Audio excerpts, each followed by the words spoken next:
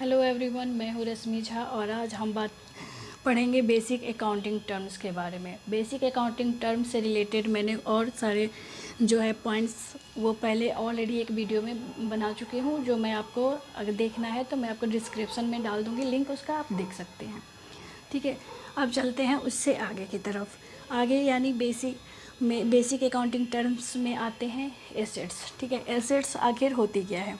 तो बिज़नेस की ऐसी प्रॉपर्टी जो कि इन फ्यूचर में हमें बेनिफिट दे, ठीक है, हमारे बिज़नेस के लिए बेनिफिट दे, वो क्या हो जाती है? हमारी बिज़नेस की प्रॉफिट के एसेट्स हो जाती है। ठीक है, जैसे लैंड हो गए, बिल्डिंग हो गया, स्टॉक हो गया, कैश या फिर बैंक बैलेंस। ठीक है, ये सब चीज़ें क्या करती हैं कि हमारे फ्यूचर में हमारे बिज़नेस को बेनिफिट देती है। ठीक है, अब चलते हैं assets of types of assets के बारे में कि एसेट्स कितने टाइप से होते हैं। नॉर्मली तो हम ये जानते हैं कि करेंट और नॉन करेंट, ठीक है, लेकिन बेसिकली 3 एसेट्स होते हैं। पहले ही होती है करेंट एसेट्स, दूसरा होता है नॉन करेंट एसेट्स और तीसरा होता है नॉमिनल एसेट्स। ठीक है, तो करेंट एसेट्स वो एसेट्स होती हैं जिसको शॉर्ट टर्म के लिए इन्वेस्ट किया जाए। ठीक है, ऐसे एसेट जो शॉर्ट टर्म के लिए इन्वेस्ट होती है, जैसे कि स्टॉक हो गया, प्रीपेड एक्सपेंस हो गया। स्टॉक क्या हो गया? जैसे कि हमारे बिज़नेस की स्टॉक है, ठीक है, तो हम जब बैलेंस शीट बनाते हैं एक साल के लिए या फिर कुछ जो स्टॉक बचा रहता है हमारे बिज़नेस में, तो जो ओपनिंग स्टॉक रहती है वो आगे साल चल के वो क्लोजिंग हो जाती है लास्ट ईयर में, और फिर वही स्टॉक अगले साल जाके वो ओपनिंग में हो जाती है। तो यानी जो स्टॉक हमारे बिज़नेस में है वो एक साल के लिए ही वैल्यू होती है, आगे चल के नई ओपनिंग में आ जाती है।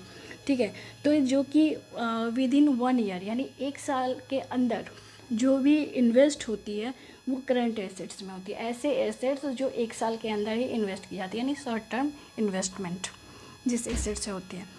दूसरा होता है नॉन करेंट एसेट्स, जिसको हम फिक्स एसेट्स भी बोलते हैं। ठीक है, ये होती है कि लॉन्ग टर्म के लिए इन्वेस्ट की जाती है। ठीक है, जैसे हो गया हमारा लैंड, बिल्डिंग, फर्नीचर। ठीक है, हमारे बिज़नेस के लिए लैंड या बिल्डिंग जब हम परचेज़ कर लेते हैं अपने बिज़नेस के लिए, तो वो लंबे समय के लिए इन्वेस्ट रहती है। हमने इन्हें एक बार इन्वेस्ट कर दिया और वो लंबे समय के लिए बेनिफिट पहुंचाएगी। इस टाइप के एसेट्स को नॉन करेंट एसेट्स बोलते हैं या फिर फिक्स एसेट्स बोलते हैं। ठीक है, उसके बाद क्या होती है? फिक्स एसेट्स या फिर नॉन करेंट एसेट्स जो होती हैं वो 2 टाइप से होती है। एक होती है टेंजिबल एसेट्स और दूसरा होती है इनटेंजिबल एसेट्स। टेंजिबल एसेट्स वो होती है जिसे हम देख सकते हैं या फिर टच कर सकते हैं, जैसे हो गया फर्नीचर हो गया, प्लांट एंड मशीनरी हो गया। ये सब को क्या करते हैं, और ये सब एसेट्स को हम देख सकते हैं एंड टच कर सकते हैं। ठीक है, उसके बाद होते हैं नॉन टेंजिबल एसेट्स, वैसे एसेट्स जिसको ना हम देख सकते हैं और ना ही टच कर सकते हैं, लेकिन हमारे बिजनेस के लिए वो बेनिफिट पहुंचाती है। जैसे हो गया गुडविल। गुडविल क्या होती है? अगर हम कोई बिज़नेस करते हैं, कपड़े का बिज़नेस करते हैं, तो अगर हम उसका ब्रांड बना लें, ठीक है, तो हमारे जो शर्ट होंगे या जो हमारे कपड़े होंगे उस ब्रांड के नाम पर, उस कंपनी के नाम पर बिकते हैं।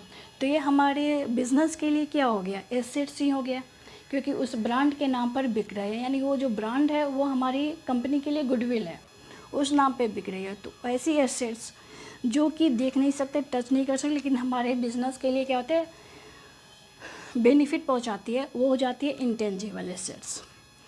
ठीक है, उसके बाद थर्ड पे चलते हैं नॉमिनल एसेट्स। वैसी एसेट्स जो होती है जो कि रिलाइज़ नहीं कर सकते उसे कैश में, ठीक है, उसे सेल नहीं कर सकते और उसे कैश से रिलाइज़ नहीं कर सकते, यानी कि नाम मात्र एसेट्स होती हैं।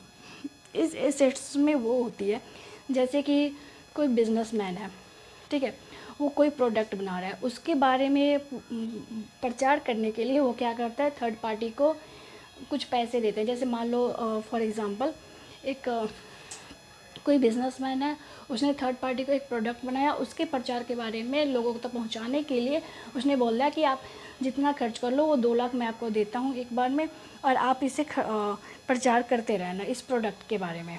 ठीक है, तो वो प्रोडक्ट के एक एग्रीमेंट होती है कि 4 साल या 5 साल, ठीक है, डिपेंड करता है कि उन लोगों के ऊपर। अगर फॉर एग्ज़ाम्पल ये देख लें कि अगर जो बिजनेसमैन है वो 4 साल के लिए अपने प्रोडक्ट को प्रचार करने के लिए दे दिया, ठीक है, तो जब वो 4 साल के लिए दिया तो 2 लाख दिया, उसने पेमेंट तो एक ही बार में किया 2 लाख, ठीक है, उसके पास तो एक्सपेंस चला गया 2 लाख एक ही बार में। लेकिन क्या हो गया, उसको हम इन्वेस्ट करेंगे, वो करेगा 4 साल के लिए, पर 4, ठीक है। तो क्या करेंगे, जो 2 लाख टोटल अमाउंट होगा उसको हम क्या करेंगे, डिवाइड करेंगे 4 साल से, ठीक है। तो यानी 1 साल में उसने कितना करना चाहिए, 50,000 करना चाहिए, ठीक है। तो मान लीजिए 2022 में उसने एक बार में 50,000 इन्वेस्ट किया, पेमेंट तो उसने एक ही बार में 2 लाख का कर दिया, बट अगर वैल्यू निकाला जाए तो 1 साल के लिए कितना उसने प्रचार करना चाहिए था, 50,000 का, ठीक है। तब हम क्या करते हैं इसमें, जब हम बैलेंस शीट बनाते हैं 1 साल के लिए, हमारे पास से तो 2 लाख गया, बट हम जब हम बैलेंस शीट बनाते हैं 1 साल के लिए तो हम डेबिट साइड में बैलेंस शीट के 50,000 लिखेंगे, क्योंकि 4 साल के लिए हमने 2 लाख दिया है, तो 1 साल में उसकी कितनी वैल्यू होगी, 50,000 होगी। तो जब हम balance sheet profit and loss account बनाएंगे तो हम ये जानेंगे कि 1 साल में कितना इन्वेस्ट कर पाए वो, तो 50,000, तो उसे डेबिट साइड में।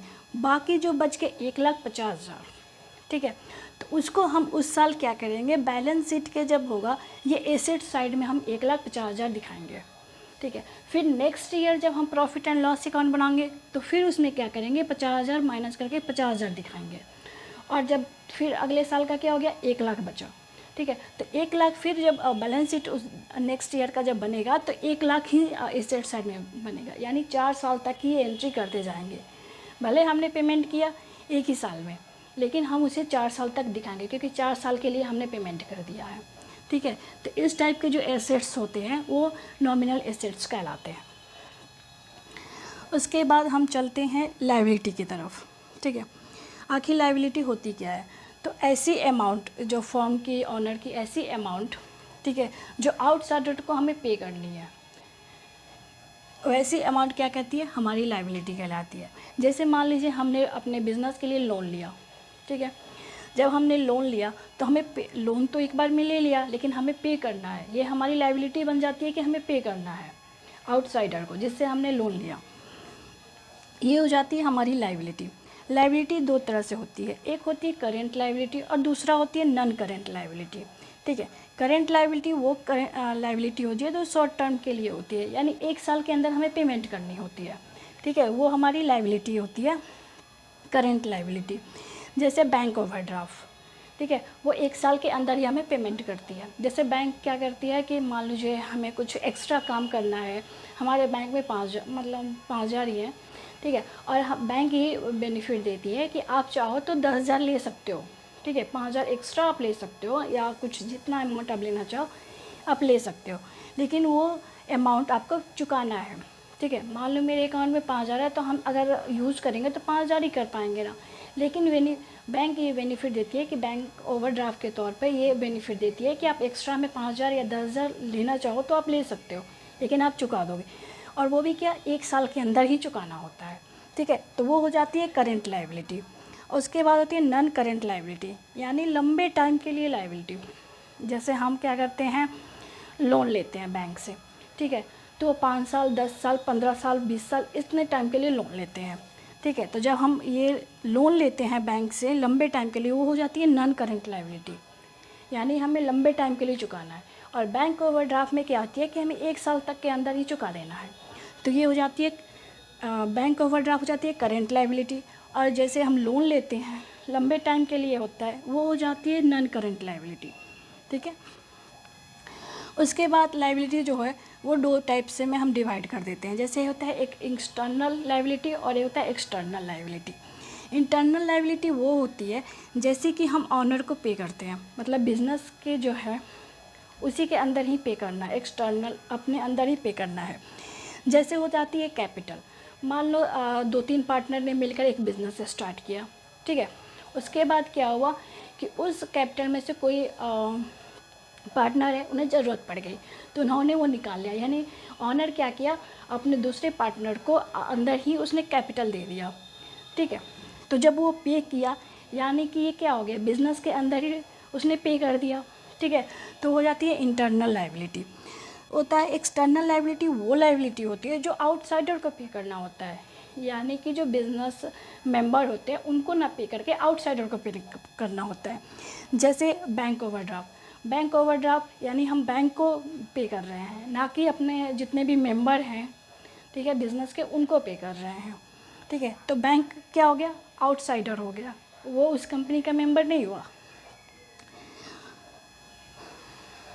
ठीक है।